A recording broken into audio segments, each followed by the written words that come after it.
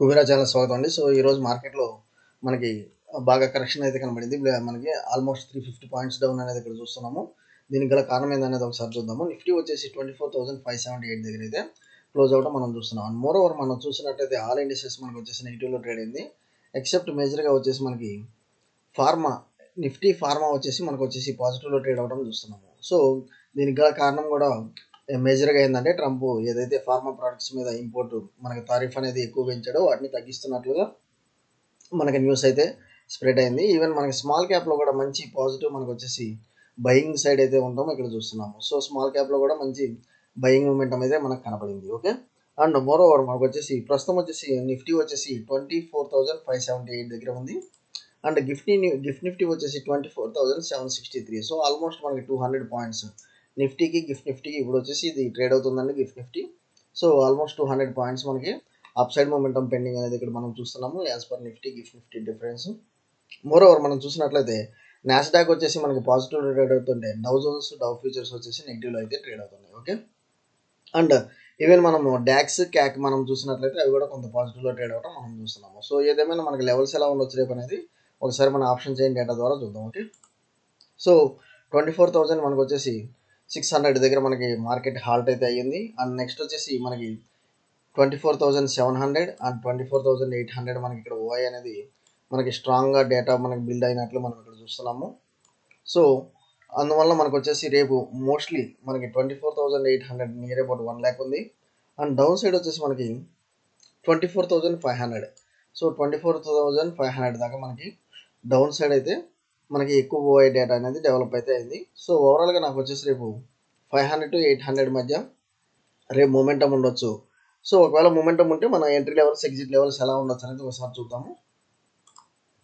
So మనకి నిన్న వచ్చేసి ఒక పెద్ద గ్రీన్ క్యాండిల్ ఫామ్ అయింది. ఈ రోజు వచ్చేసి రెడ్ క్యాండిల్. సో రెండు మనకు వచ్చేసి ఇన్సైడ్ క్యాండిల్ స్ట్రాటజీ అనేది మనం వాడచ్చు. కాకపోతే ఏంటంటే ఇన్సైడ్ క్యాండిల్ స్ట్రాటజీ వాడేటప్పుడు ఇంత స్టాప్ లాస్ అనేది మనము 200 పాయింట్స్ 300 పాయింట్స్ నిఫ్టీలో మనం మేనేజ్ చేయలేము కాబట్టి సో ఒకసారి మనం 15 మినిట్స్ క్యాండిల్ ద్వారా వెళ్దాం. ఓకే, సో 15 మినిట్స్ క్యాండిల్ ద్వారా చూసినట్లయితే మనకి ఓవరాల్గా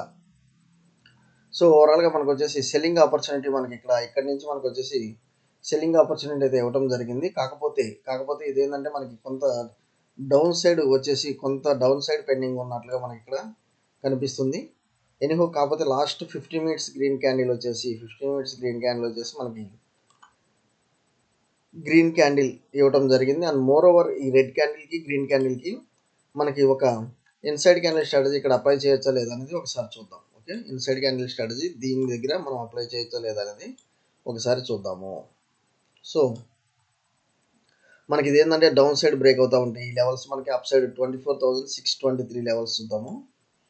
సో 24,623 లెవెల్స్ మనకి అప్ సైడ్ కనుక బ్రేక్ అయితే మాత్రం ఓకే అంటే 20 పాయింట్స్ అప్ సైడ్ కనుక బ్రేక్ అయితే మనం వచ్చేసి so stop loss near about మనం వచ్చేసి 70 పాయింట్స్ స్టాప్ లాస్ దాకా తీసుకుంటున్నాము.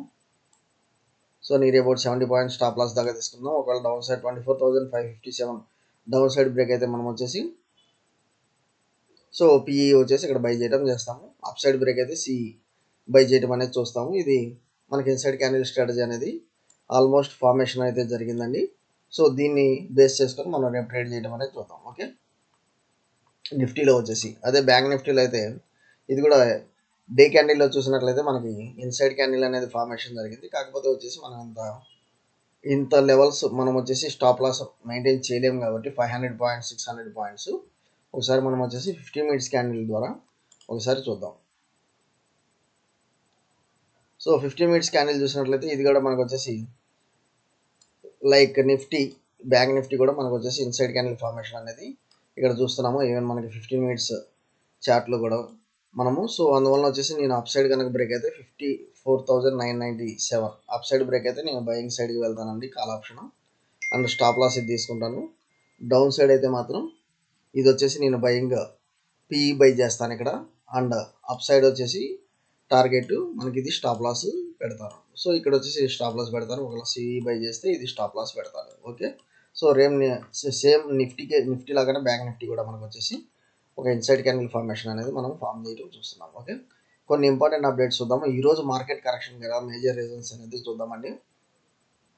మనం మేజర్గా చెప్పినట్లయితే సో మనకి మార్కెట్ నిన్న బాగా పెరిగింది కాబట్టి ఒకటి మనకు వచ్చేసి ప్రాఫిట్ బుకింగ్ అనేది ఆటోమేటిక్గా ఇది వన్ ఆఫ్ ది రీజన్స్ అవుతుంది. నెక్స్ట్ వచ్చేసి యూఎస్ ట్రెజరీ ఈల్డ్స్ అనేది పెరగడం వల్ల కూడా మార్కెట్లో ఫాల్ అనేది చూస్తున్నాము and decline in index heavy weights. Okay, so ఏదైతే పెద్ద పెద్ద మనకి index heavy weights Reliance, HDFC, so ఇలా కొన్ని ఉన్నాయి కదా, వాటి వల్ల కూడా మార్కెట్ పడింది అన్నట్లు చూస్తున్నాము. ఇంకోటి ఏంటంటే US China trade tensions and next వచ్చేసి rising crude oil prices. So rising crude oil prices main reason కూడా మనం చెప్పుకోవచ్చు అండి. దీనివల్ల కూడా మార్కెట్ వచ్చేసి పడుతుంది అన్నట్లుగా ఇక్కడ మనకు వచ్చేసి ఇస్తున్నాడు. ఓకే, నెక్స్ట్ వచ్చేసి హీరో మోటార్ కార్ప్ రిజల్ట్స్ అయితే వచ్చింది. Stand alone profit after tax 6%, so single digit చూస్తున్నాము. డివిడెండ్ కూడా ఇస్తుంది. సో అందువల్ల ఏంటంటే దీనిలో కొంత మనకి ఎప్పుడైతే డివిడెండ్ హెవీగా డిక్లేర్ చేస్తారో కొంత మార్కెట్లో కొంత ప్రాఫిట్ బుకింగ్ అయితే ఉంటుంది, కొంత సెల్లింగ్ ప్రెషర్ అయితే ఉంటుందండి. సో ఈవెన్ సింగిల్ డిజిట్ అనేది నేను అంత కన్సిడరేషన్ అయితే తీసుకోవట్లేదు. నెక్స్ట్ వచ్చేసి సిప్లా వచ్చేసి నెట్ ప్రాఫిట్ 30% రైజెస్ అన్నట్లు ఇరానీర్ చూస్తున్నాము. సో రెవెన్యూ కూడా మంచి అప్లో ఉంది. సో సిప్లాలో మనం వచ్చేసి ఇక్కడ నుంచి మనం బయింగ్ టార్గెట్ అయితే పెట్టుకోవచ్చు అండి. ఇక్కడ నుంచి ఒక 2 to 300 మనకు వచ్చేసి బయింగ్ టార్గెట్ అయితే పెట్టుకోవచ్చు. Next Tata steel. So Tata steel కూడా మనకు వచ్చేసి ప్రాఫిట్ వచ్చేసి డబుల్స్ బై 113% ఇరానీర్ అన్నట్లు చూస్తున్నాము. సో రెవెన్యూ 4% డౌన్ అన్నట్లు చూస్తున్నాము. సో మనకి టాటా స్టీల్ అనేది మంచి లెవెల్స్లో ఉందండి. ఎవరైతే అక్యుములేట్ చేసుకోవాలనుకుంటున్నారో టాటా స్టీల్ అయితే మీరు అక్యుములేట్ చేసుకోవచ్చు. ఓకే, థ్యాంక్ యూ అండి. Follow for important updates Kubera channel.